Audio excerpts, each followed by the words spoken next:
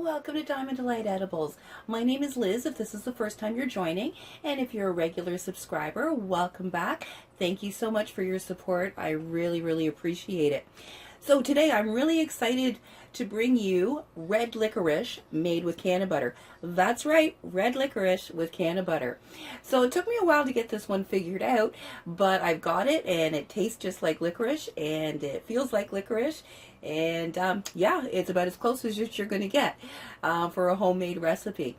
So now just a couple of things. A lot of you guys ask me, can you do this with canna oil or with coconut oil? I don't use coconut oil for cooking for a lot of reasons. I don't like to deal with the taste of coconut, and the coconut oil is just a little too difficult to work into recipes.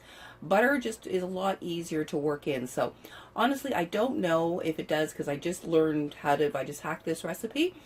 What I always recommend when people want to know with coconut oil is to test it out with just plain coconut oil. Don't use your infused stuff. This is not going to make a difference. Try it out that way and see how it goes. And then we can always make any adjustments that might be needed. And the other thing that people ask me is about dosing. And the reason why I never talk about how many milligrams things are is because it doesn't really matter. Everybody's butter is completely different in their, obviously in the dosing. So whereas my stuff, because the weed that I usually generally use is about 20%, what I kind of with my candies will turn out to about 15-20%. When I make good baked goods are in and around between 50 and 70%. 50 and 70 mg, whatever it is. But your butter may have been made just with stems and leaves, making it a lot less. So you might be starting with a 12% THC. So it's impossible for me to say what the dosing is going to be because it's all based on what your base THC is. And unless you get it from a dispensary, you really don't know what that is. So it's kind of all a guessing game. Yes, and unless you've got test kits, then no, that way, then we know. Eventually I'm going to get those and we can finally put some things to rest. But until then, it's just kind of, who knows. And so without any further waste of time here, I'm going to get into the ingredients and everything that we need, and then we'll get started. Alrighty, so the ingredients we're going to need for our Cannabutter red licorice is 3/4 of a cup of white sugar, 1/4 of a cup of drink crystal, cherry flavored drink crystal. You can use strawberry, but I found cherry tasted better. 1/4 of a cup of light corn syrup, 1/2 a cup of water, 2 tablespoons of unflavored gelatin or 2 envelopes of the Knox unflavored gelatin, 1/4 cup of either water, or you can use a cherry flavored juice. I'm using the Kool-Aid Jammers, the cherry flavor. 1/2 a teaspoon of citric acid, 1/4 cup of quarter cup of Cannabutter. Don't spill yours on the counter. 1/2 a teaspoon of guar gum. And if you want to add in additional flavors and colors, you can do that as well. So I'm going to add in a little black cherry to it with the red. And the tart sour helps to bring out the fruit flavors. So I'm going to use a bit of that.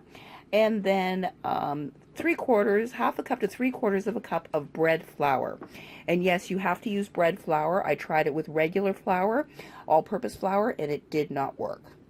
All right, so those are the ingredients. I'll get into the equipment and then we'll get this cooking. All right, so the equipment you're going to need is a small, heavy bottom saucepan for cooking our syrup, and then a larger saucepan that we're going to move this over and to mix in the flour. It's just there's not quite enough room in there to safely do it, so you want a larger pot to do the mixing in.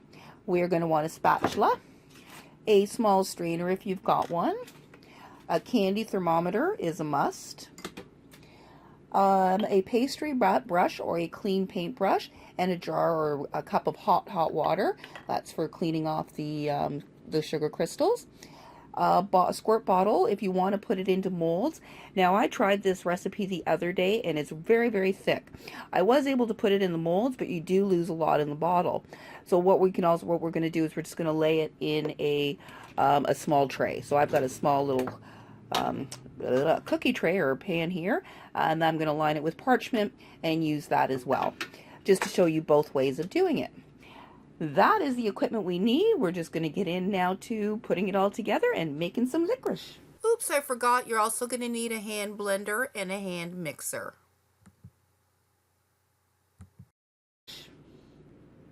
So the very first step we're going to do is bloom our gelatin.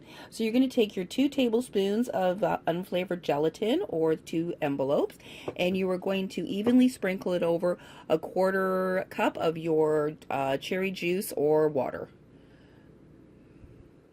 And you just want to evenly sprinkle that over the top. And that's so it doesn't form lumps. And then we're going to stir it up to make sure that it's all well mixed. And we're just going to stir that in.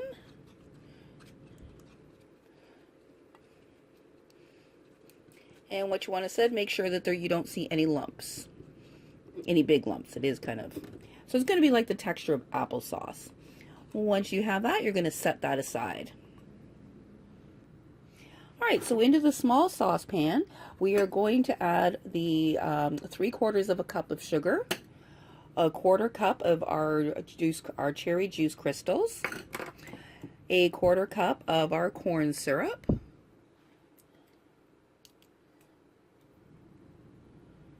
and a 1/2 cup of water. You're going to stir that gently till it all combines together. Then you're going to turn your heat on to medium-low. And make sure to scrape around, get your spatula right in around the edges of the pot. The sugar likes to sit in there. So make sure to get that all pulled out and just get everything nicely mixed up. And then when you get sugar crystals on the side there, you can see, you want to take your pastry brush or your paintbrush with the hot water and just wash that down. That helps to prevent your the crystals from getting into your syrup and causing your syrup to crystallize.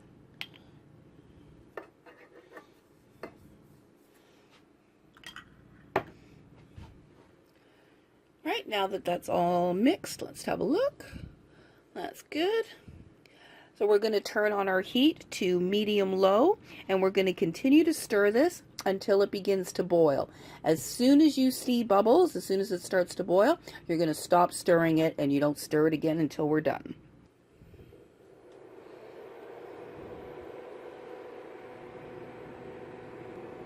So I've got my heat on to medium-low, and I said I'm just going to continue to stir this gently, making sure to go around the edges to get any sugar that's sticking around there. And then also washing down the side of the pot if any crystals get stuck on the side there. And we'll just continue to do that until it begins to boil.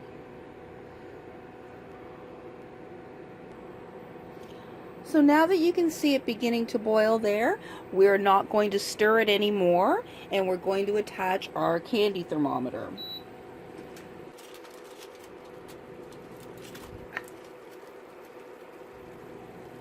And we're going to cook this to 260 degrees firm ball state for candy.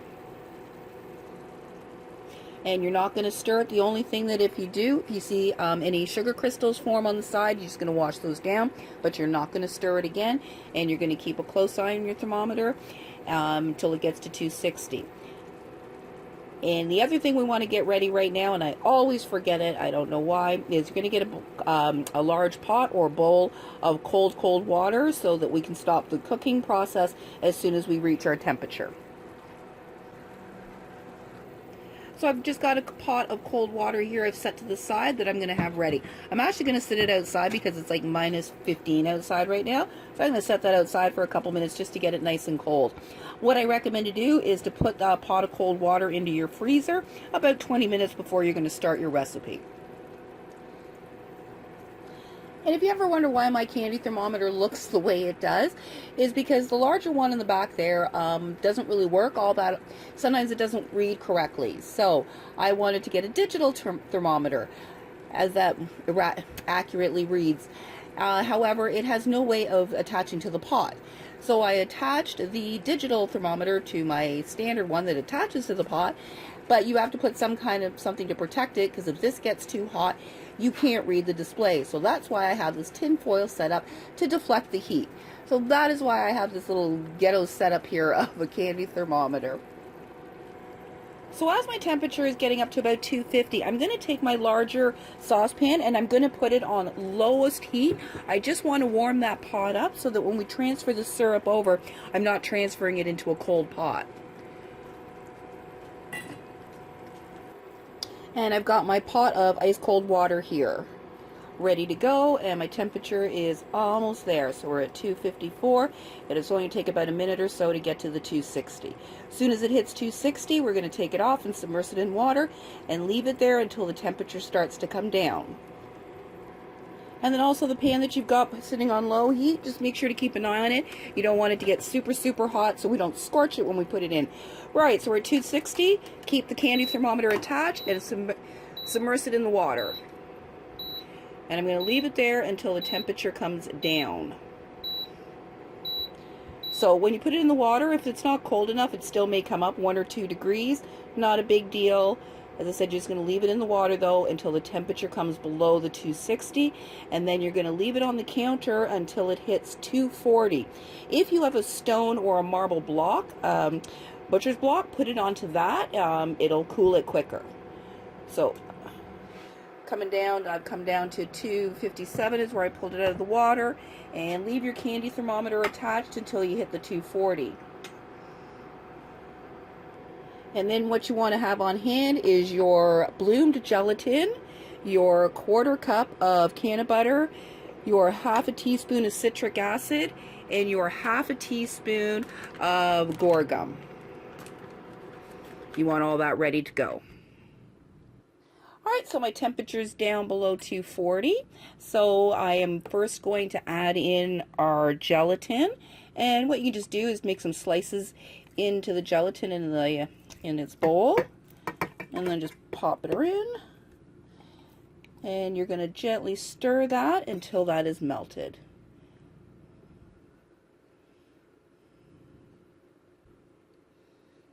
And you also want to get on hand your hand mixer or your hand blender, and we're also going to need the hand mixer when we add the flour.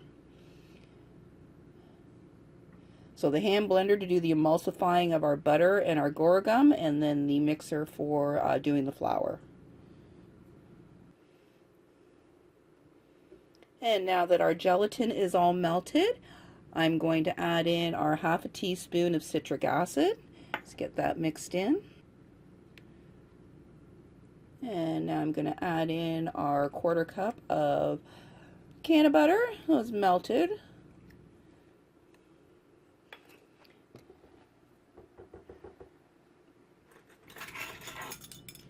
And our 1/2 teaspoon of guar gum. So this is what I use a strainer for.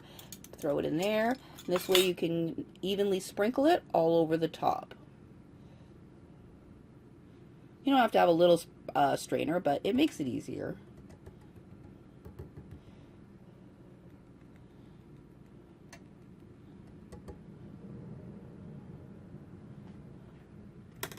Then you're going to get your hand blender. And we are going to blend this until it is completely emulsified, so meaning all one uniform color and texture. You shouldn't see any kind of streaking or any color yeah, you know the word, at all. So here we go.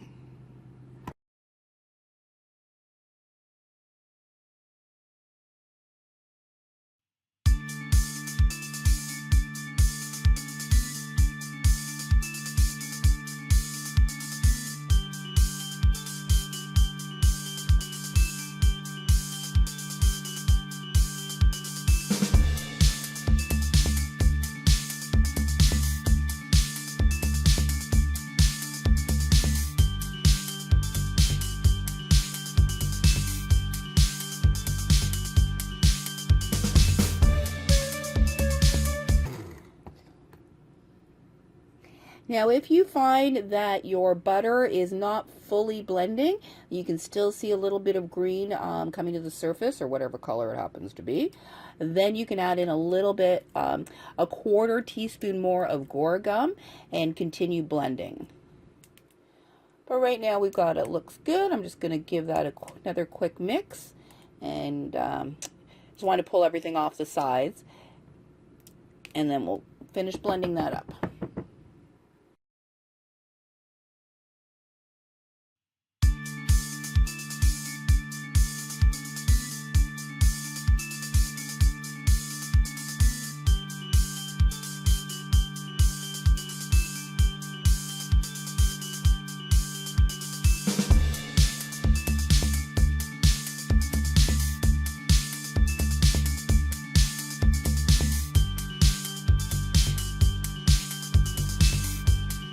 So now at this point, before we add in the flour, we've got everything else mixed in here except the flour. At this point, you're going to add in your additional flavor and coloring if you would like, and the tart and sour. If you use a teaspoon of it, it helps to bring out the fruit flavors in fruit. If you use a tablespoon, it will give it a sour flavor, so more for a sour candy. So I'm going to add in just a teaspoon of that. I'm going to add in some black cherry. You can use cherry or black cherry. So I'm just going to do about a capful. And then I'm going to add in some no taste red food coloring. And I like this because it doesn't have that bitter taste of red food coloring normally does. And I'm going to smush some of that in there. And then I'm going to mix this up. Now, you can just mix it with a spoon, with a spatula, or you can use your blender again, your mixer again, or blender, the hand blender. Now, I just wanted to show this. So if I mix it like this, you can see the color. Now, if I use the blender, it's going to make the color a lot richer.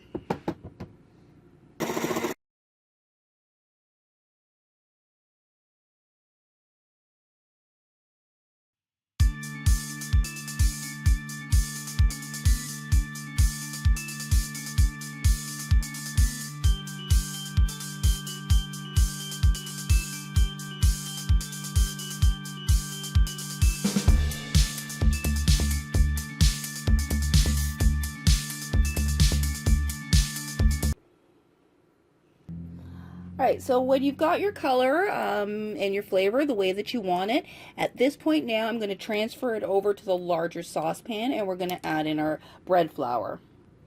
Alright, so my pot is just nice and warm, and I'm just going to transfer the candy syrup into this pot and turn the heat on to medium low. Sorry, to medium low, I apologize. We need to bring this up to a little bit of a boil with the flour. And we're going to get our hand mixer ready.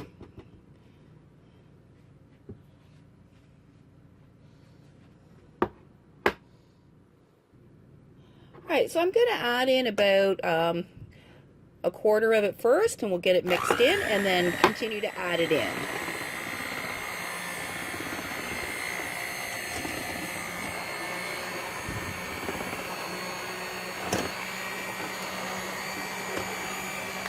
As soon as it's blended in, continue to mix in the rest. Add in about another quarter cup.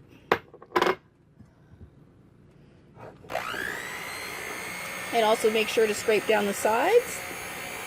And now I'm going to add in the rest.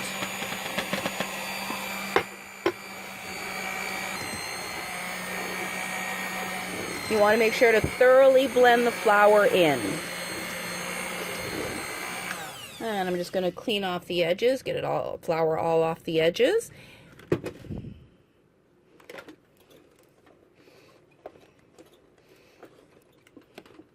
Give it one last little whip up here. And then we're going to let this come to a boil, and we're going to let it boil for about 2 to 3 minutes. And you want to make sure to continually stir it, otherwise it will scorch to the bottom. So see how if you don't continually stir it, it will quickly scorch to the bottom with flour in it.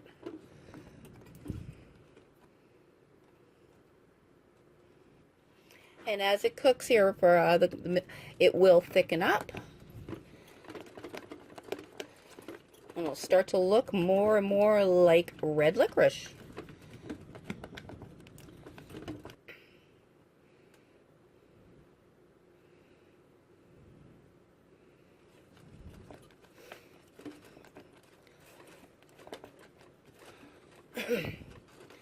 Just let it boil there, let it boil for a couple seconds, and then you can stir it.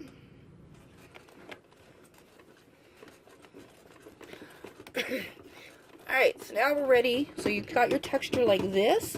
It's kind of very sticky and thick. So now we're going to pour it into our mold. You can pour it into the bottle to distribute it into molds. I honestly recommend just putting it on a parched lined paper and using a cookie cutter to cut out shapes. Alright, so I got our parched lined pan ready, and you want to work pretty quickly because it does thicken up. And yeah, I wouldn't recommend putting this into a squirt bottle. You're just going to waste too much. Too much is going to get stuck in the bottle. So as I said, if you want to make cute little shapes, then use cookie cutters. You got those, they have those mini cookie cutters. Just want to spread that out so it's a little bit even. Well, not a little bit even. You want to spread it out so it's even, but you also want to keep some thickness to it. You don't want it really, really flat.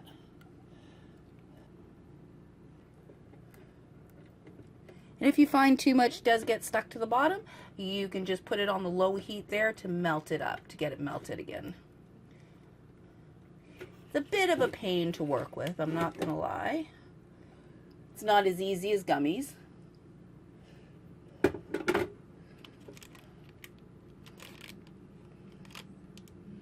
Alright, so we're going to let that set. I'm going to put that in the fridge for about 4 to 6 hours or until it's completely firm. So you first just want to let it set on the counter for about 10 minutes till it cools down a bit. It's a little hot to handle. And then transfer it to the fridge, as I said, for about 4 to 6 hours. And here are some of the red licorice that I made the other day that I did in the molds. I put it in the squirt bottles. Like I said, you can do it, but you do lose a lot. It's too thick and too much of it gets stuck into the bottle. But if you want to try and do a little bit of a time, or you might be able to try putting this into a piping bag and pipe them into the molds. I haven't tried that. That might work. But either way, I just wanted to show you that you can do them into the molds, and then also show you the texture. So these are a little softer than what they should have been, so that's why I redid it and you didn't see that video. But you can see that it's the actual texture of licorice. Pretty cool, eh? So I checked mine after a couple of hours, and today for some reason it only took just over 2 hours to set. And so when I say you want it set, you want to be able to put your finger in and it doesn't really leave any kind of indent. You don't want it, if it's still mushing in really deep, like if you push it hard it's going to do it, but just lightly touching it, if you're not getting an indent, you're ready to go. So it could take anywhere from 2 to 6 hours, who knows. So just check it periodically. So once you're done, you remove it from the pan. You leave it on. You just want to loosen it from the parchment.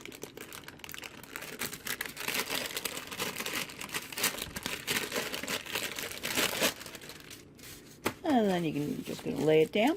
So now you have a few options. And you're going to get a second parch line pan to put your pieces on for drying. So we're just going to put that to the side. Now there's a few ways you can do it. You can either use a small cookie cutter to cut out shapes.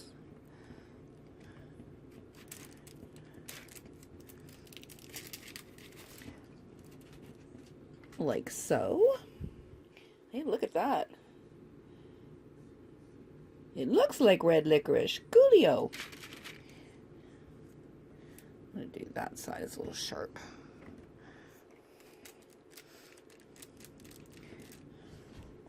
So as I said, you can either do it that way, so you can cut out shapes, or you can use a straight edge cutter and then just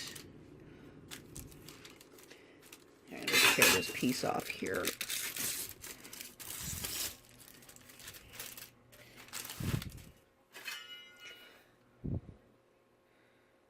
So you can use a straight edge cutter just to cut it into strips.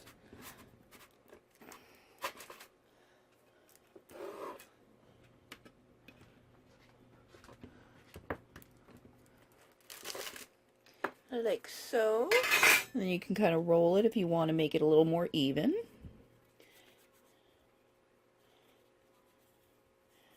Just work it a little bit.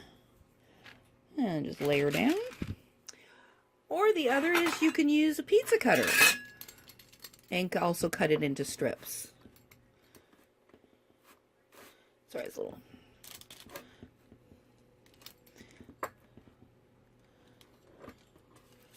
I just want to cut that section off, and I'm going to, if I want to cut little strips.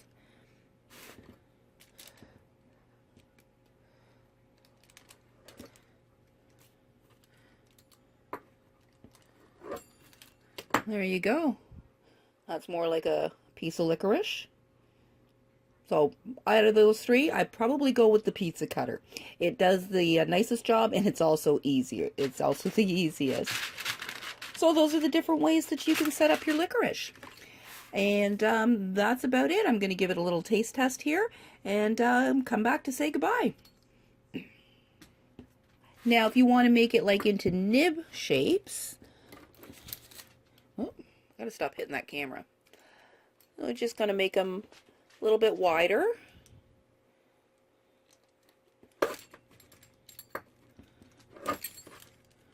And then just obviously cut them into nib shapes.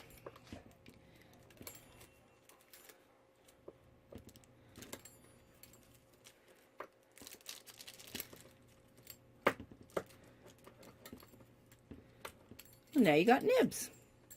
And then another thing you can do is just cut it into squares.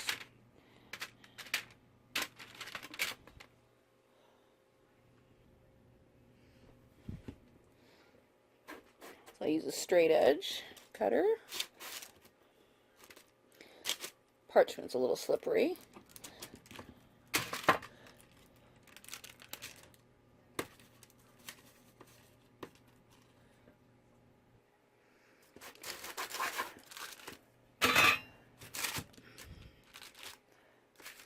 Just line them up, leave a little space there, and then you can just cut them into like 1-inch squares if you like.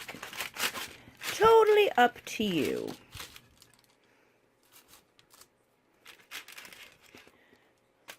And there you have it. Red cherry licorice, or strawberry if you went with strawberry. I'm sorry, I forgot this little step. So to help with the tackiness of the candies and to help them not stick, what you can do is lightly sprinkle them in some cornstarch. So you just want to very lightly give it a light dusting all over. Take the excess off your hands, and then just kind of work it in. Just work it in so it's all nice. Like so, and then they're not going to stick. And it will help and assist with drying. Because now they feel just like real licorice. And there you have it. There's our recipe for Cannabutter red cherry or strawberry licorice. And I hope you enjoyed the video.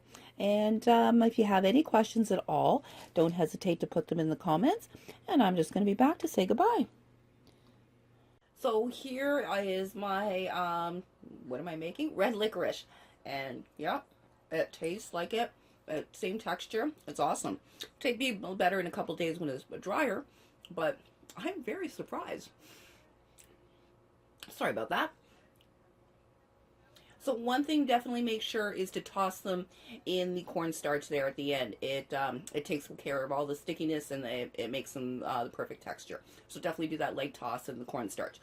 Other than that, I hope you follow the recipe. Let me know how it turns out. As always, if you have any questions at all, don't hesitate to put it in the comments, and I'll get back to you as soon as I can. And I hope you look forward to more recipes to come. Thank you so much for watching, and if you're new, I hope you subscribe. Well, have a great day. Thanks for watching.